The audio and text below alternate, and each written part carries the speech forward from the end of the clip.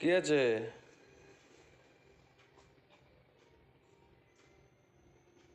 শুয়ে পড়লি কেন?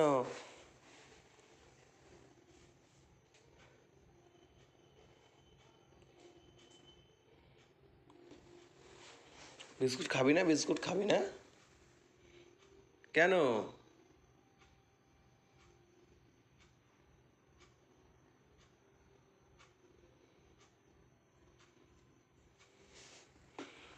বিস্কুট খাবি না? কি হয়েছে?